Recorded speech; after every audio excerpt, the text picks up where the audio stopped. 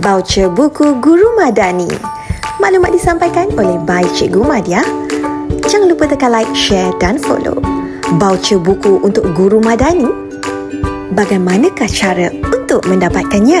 Log in menggunakan ID 5 guru di dalam portal 5 dan masuk ke laman web Kota Buku.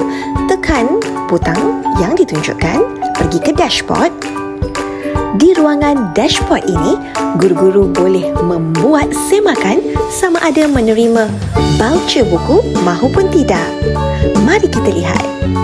Itu dia, baucer buku bernilai RM100. Dengan menggunakan baucer ini, guru-guru boleh menggunakannya untuk membuat pembelian menerusi portal Kota Buku. Seperti paparan yang ditunjukkan, berikut merupakan judul khas baucer buku guru. Setelah membuat pilihan, guru-guru boleh memilih dengan menekan butang Add to Cart.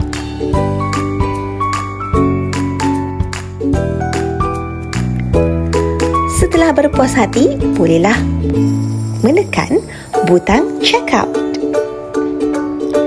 Dan guru-guru perlu melengkapkan maklumat seperti nama penuh, negeri, daerah dan nombor telefon.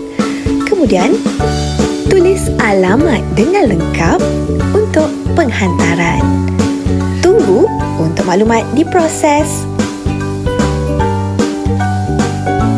Kemudian, pilih jenis kurier yang ingin kita gunakan, sebagaimana paparan yang ditunjukkan. Setelah itu, tekan bahagian voucher dan pilih baucer buku Guru Madani 2025. Tekan butang proses dan tunggu sehingga proses diselesaikan. Tahniah, pembelian telah berjaya. Terima kasih diucapkan kepada Kerajaan Malaysia Madani. Maklumat disampaikan oleh by Cikgu Madia, Adfluences 3.0 merangkap Adfluences Negeri Pahang. Terima kasih.